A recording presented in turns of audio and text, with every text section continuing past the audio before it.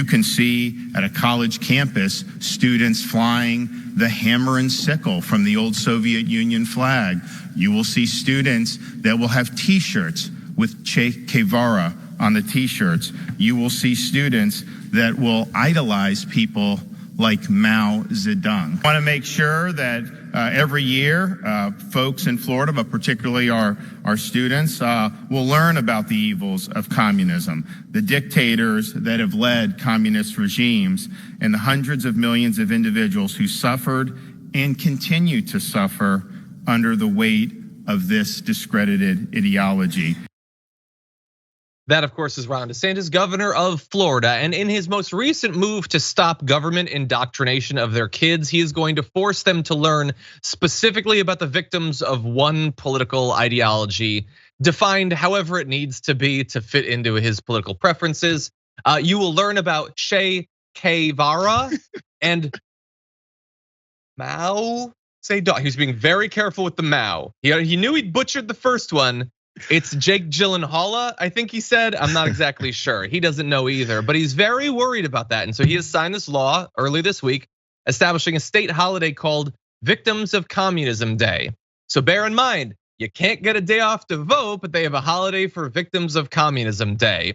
If you would like to learn about the victims of other ideologies or organizing principles for economies, I think if you were to Google it, you could find some victims of capitalism. I don't know. I think maybe you could find out a couple people along the way that have died as a result of capitalism. But anyway, JR, he's very excited about this indoctrination. And so what do you make of it?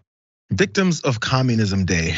Jesus, again, anytime people like this, governor of this state who's obviously has presidential aspirations, ask yourself, he has a full press conference surrounded by all these folks to talk about Che Guevara. Che Guevara. And Mao Zedong. And maybe even Saddam Hussein. Who knows? It doesn't matter. Who's to say? No one can say it. It's way too hard. The reason he goes through all this trouble is to redirect your thought process from seeing what he's actually up to and what his actual policies and things he'll implement to hurt his constituents will be, versus him just getting you angry and scared. Let's have a propaganda day to have some kind of push because communism's coming. Where? Yeah. Where? It doesn't matter. The rabbits are coming to kill you. What? Like, just make something up. It doesn't matter as long as they're still afraid. The number one approach, the number one political move here for Republicans is to scare. And if people are beginning to calm down, be like, okay, that didn't happen. Okay, the caravan never came.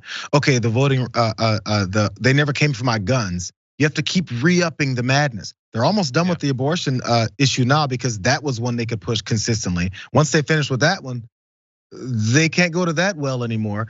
They need to re-up something new. So now let's have a day of communism and talk about all those things that happen. I'd love to see if he can come with some examples. I haven't seen any of them yet. I would love for him to take the course so that he can pronounce some of these names. Like, I feel like if you're gonna make us learn it, you should learn it too.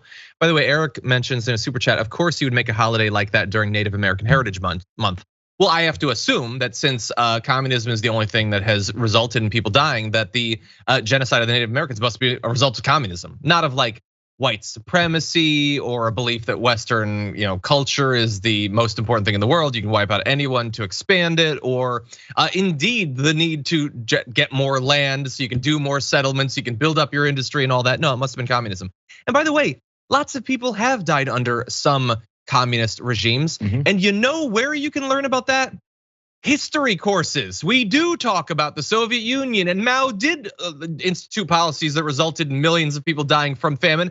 I learned that in history course, but they seem to like forget that history courses exist, or that we should learn about the failures of all of these systems. That's what I support. We should learn about a communist dictator trying to wipe out every intellectual in the country, or instituting centralized manufacture of food that results in so many people dying. We should also talk about capitalism, the system as rich as our own, where tons of people face medical bankruptcy and die on the streets needlessly. Let's talk about the victims of capitalism too. But can you imagine if one professor were to make an offhand comment like that during a class? It'd be all over libs of TikTok instantly. Maybe I'll go viral actually, because I think they really should teach that. Because the difference is that while you should learn about some of the past failures of communism, that is also history. That's decades ago. Capitalism is failing us right now in our country and in countries around the world.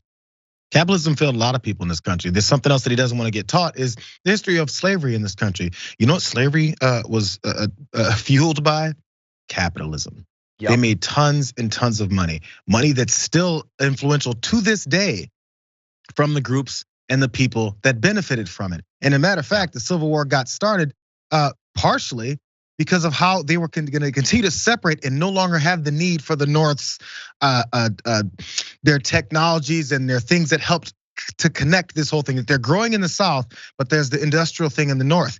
If they had the industrial thing happen more in the South, they don't need the North. The North's like, wait a second now you're messing with our money. Capitalism, weird how that works. We got to start a war over this. They didn't really care about the enslaved people. But you have to learn those things. And in order to make sure that people are still ignorant of those things, let's make sure that those lessons and history of our own country are not learned. Where's the Victims of Capitalism Day? Again, John, if you say it, you're un-American. Exactly. Yeah, and they also, of course, we don't need a separate Victims of Fascism Day. We all know the horrible things that fascists have done. They try to ignore it as much as possible or pretend that the Nazis were good socialists and stuff like that. Absolutely insane.